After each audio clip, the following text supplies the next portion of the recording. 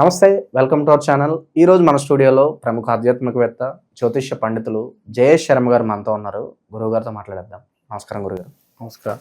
శ్రీ విశ్వావసు నామ సంవత్సరంలో మేషరాశి వారికి ఈ కొత్త సంవత్సరం అంతా కూడా ఆర్థికంగా, ఆరోగ్యంగా అన్ని విధాలుగా ఎలా ఉండబోతుంది గురుగారు ఈ రాశి వారికి? శ్రీ గురుభ్యో నమః. శ్రీ మహాగణాధిపతయ నమః. సరస్వత్యై నమః. ఓం శ్రీమాత్రే నమః. కామాక్షీదేవ్యై నమః. విశ్వసునామ సంవత్సర శుభాకాంక్షలు తెలుపుతూ ద్వాదశ రాశి ఫలితాల్లో మొదటిగా మేషరాశి ఫలితాలు చెప్పుకుందాం. ఈ యొక్క మేషరాశికి అశ్విని నక్షత్రం మనకు 4 పాదాలు, అట్లానే ఈ యొక్క మనకు భరణి నక్షత్రం 4 పాదాలు, కృత్తికా నక్షత్రం కూడా పాదం మేషరాశికి. వీళ్ళ ఆదాయ వ్యయాలు చూసినట్టయితే ఆదాయం 2, 14 వ్యయం, రాజ్యపూజ్యం 5, అవమానం 7. ఈ రకమైనటువంటి స్థితిని చూసినట్టయితే ఆదాయం 2గా ఉంది, 14 వ్యయం. అంటే అత్యధికమైనటువంటి ఖర్చులు పెడతారు. గొప్పలకు పెడతారా, లేదా వాళ్ళకు ఉన్నదని పెడతారా, లేదా వాళ్ళు సంపాదిస్తున్నాం కదా అని ఇంకా ఖర్చు ఎక్కువ పెట్టుకుంటారా అనేది వాళ్ళకే వదిలేయాలి. ఎందుకంటే ఏలినాటి శని ప్రభావం కూడా ఉంది వీళ్ళకి.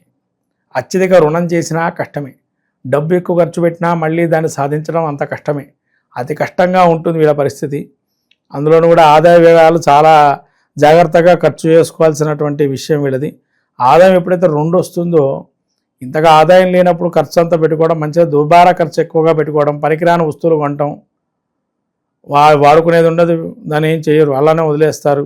తర్వాత రాజ్యపూజ్యం 5 ఉంది. అంటే గౌరవించేటువంటి వారు 5, అవమానించేవారు 7. అంటే మిమ్మల్ని వెనకాల తిట్టుకోవడం వాళ్ళు ఇంకా 2 ఉంటారు. ముందర పైన మిమ్మల్ని మెచ్చుకున్నా కూడా ఇంకా 2 ఎక్స్ట్రా తిట్టుకునే వాళ్ళు ఉంటారు వెనకాల నుంచి. కాబట్టి శత్రువులు ప్రబలే అవకాశం కూడా ఎక్కువగా ఉంది దీన్ని బట్టి చూస్తే.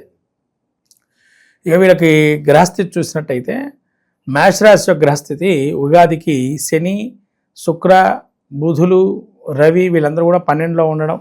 తర్వాత వీళ్ళకి రాహుకేతువులు జూన్లో ఏకాదశం, తర్వాత కేతు వచ్చి పంచమంలో ఉండటం.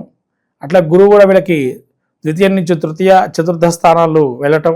కుజుడు కూడా వీళ్ళకి ప్రత్యేకంగా మనకు ఏప్రిల్ నుంచి కూడా కుజుడు వీళ్ళకి అర్ధాష్టమ కుజుడు ప్రారంభం అవటం జరుగుతుంది. కాబట్టి ఇటువంటి పరిస్థితి చూస్తే ఒక సమస్యకి బీజం పడే అవకాశం కూడా ఉంది ఏప్రిల్లో.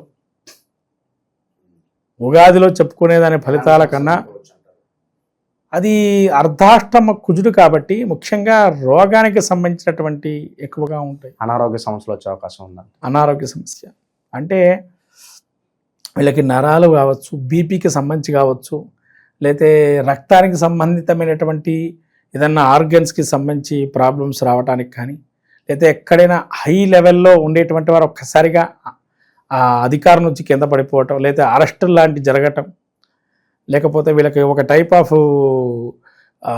స్తబ్దత ఏర్పడటం, బుద్ధి భ్రమించడం, కంఫర్ట్ జోన్ నుంచి ఒక్కసారిగా ఏదో మనం కుప్పతొట్లో పడినట్టుగా ఉండటం, ఈ రకమైనటువంటి స్థితి వీళ్ళకి కలిగే అవకాశం ఉంది ఏప్రిల్ తర్వాత నుంచి కూడా. కాబట్టి వీళ్ళకి గురుడు కూడా అనుకూలంగా లేడు. జూన్ వరకే, మే వరకే అనుకూలం. ఏదైనా దీర్ఘకాలిక సమస్యలు ఉంటే కనుక దాన్ని ఇప్పుడే పరిష్కరించి చూసుకోవాలి, రోడ్ మ్యాప్ పెట్టేసుకోవాలి ఇక్కడే. అంటే వీళ్ళకి 2 నెలలే గ్యాప్ ఉంది. ఈ 2 నెలల్లో ఏదైనా చేయాలి. కుజుడు ఈవెన్ వీళ్ళకి తృతీయ నుంచి చతుర్థానికి వెళ్ళేటప్పుడు కన్నా చేసుకోవాలి. అంటే వీళ్ళకి కరెక్ట్గా జూన్ వరకు ఒక నిర్ణయం తీసుకోవాలి. కరెక్ట్గా ఏం చేద్దాం నెక్స్ట్ అనేది కూడా, ఎలా వెళ్ళాలనేది కూడా ఇప్పుడే చర్చించుకోవాలి. ఎప్పటికో చేద్దాం అనేది అయితే కాదు. ఎందుకంటే తర్వాత కాలం వీళ్ళకి పెద్దగా అనుకూలం కూడా లేదు. ఇలాంటి శని ప్రభావం కావచ్చు. ఒక రాహు ఏకాదశంలో ఉన్నాడు కాబట్టి విదేశీకి సంబంధించిన వ్యవహారాలు మాత్రం జయం చేకూరే అవకాశం ఉంది మేషరాశికి. విదేశాలకు కానీ, కంటికి సంబంధించిన ఇబ్బందులు వచ్చే అవకాశం ఉంటుంది. తర్వాత చెవికి సంబంధించి కానీ, లేదా మోకాళ్ళకి సంబంధించి ఓవర్ వెయిట్ వల్ల మోకాళ్ళకి సంబంధించిన వ్యవహారాలు కానీ జాగ్రత్తగా ఉండడం మంచిది. విదేశీ విద్య, విదేశీ ప్రయత్నాలు చేసుకోవచ్చు. అలా ఏమన్నా మీరు ఉద్యోగ సంబంధించిన ప్రయత్నాలు చేసుకోవటం మంచిది. స్వదేశంలో పెద్దగా లాభం అయితే ఉండదు. అప్పుడు విదేశీ ప్రయత్నాలు చేసుకోవడం వల్ల లాభం చేకూరే అవకాశం ఉంది మేషరాశి వారికి.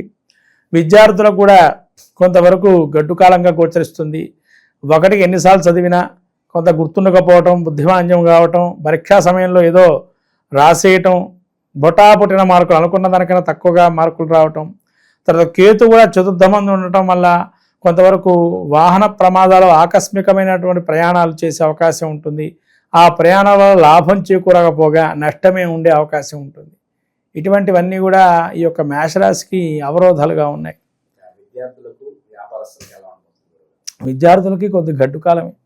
ఎందుకంటే చదువుకున్నంత కూడా మర్చిపోవటం, ఎంత చదువుకున్నా అక్కడ వెళ్ళిన తర్వాత బొటాబొటి మార్కులు, అంటే పాస్ అయ్యామా అనే స్థితిలోకి వచ్చేస్తారు. ఇంకా చదువుకున్న హై క్యాండిడేట్గా వాళ్ళ గ్రహచారం, వాళ్ళ యొక్క గ్రహస్థితి ఏమన్నా జాతకంలో యోగదాయకమైన దశలు నడుస్తుంటే కనుక ఇది కొద్దిగా తక్కువగా ఇబ్బందికరంగా ఉండదు. కాబట్టి వాళ్ళ జాతక చక్రంలో కూడా పరిశీలన చేసుకోవడం మంచిది. దీన్ని బట్టి డిప్రెషన్కి లోను కాకుండా ఉండడం కూడా ఒక మంచిది. ఎందుకంటే ఇది సూచనప్రాయంగా చెప్పబడింది. ప్లస్ ఇంకోటి ఏంటంటే గోచార ఫలితాలు మనం 50%, జాతక ఫలితాలు 50%. ఈ రెండు కూడా తీసుకోవాలి. ఎందుకంటే జాతకంలో కూడా మన యోగదాయకమైన పీరియడ్లు ఉంటే ఈ అవయోగాలు తప్పించుకునే అవకాశం కూడా ఉంటుంది. రాజయోగకారకులు కానీ అక్కడ ఏమన్నా యోగాలు సంయోగాలు సంబంధించిన వ్యవహారాలు గ్రహాలు అనుకూలంగా ఉంటే ఇది కొద్దిగా మనం శ్రద్ధగా మనం ఇంకా ఏం చేస్తే బాగుంటుందని ఆలోచన చేసుకోవచ్చు, తద్వారా ముందుకు వెళ్ళడానికి. ఇక నిరుద్యోగుల పరిస్థితి ఏంటంటారు గురువుగారు ఈ సంవత్సరం? ఉద్యోగాలు కొద్దిగా కష్టపడితే కానీ రావు, కాబట్టి బాగా కష్టపడాలి. అయితే ఒకటేంటంటే విదేశీకి సంబంధించిన వ్యవహారాలు, స్టార్టప్ కంపెనీ లాంటివి ఇక్కడ ఏమన్నా చేస్తే దానిలో ఏమన్నా చిత్తాచితగా ఉద్యోగాలు వచ్చే అవకాశం ఉంటుంది మేషరాశికి, అవి చేసుకోవచ్చు. ఇక ఆకస్మిక ధనలాభం కానీ ఇలాంటివి ఏమన్నా సూచిస్తుంది వీళ్ళకి? ధనలాభాలు అయితే ఉండవు, ఎందుకంటే గురువు అనుకూలంగా లేడు.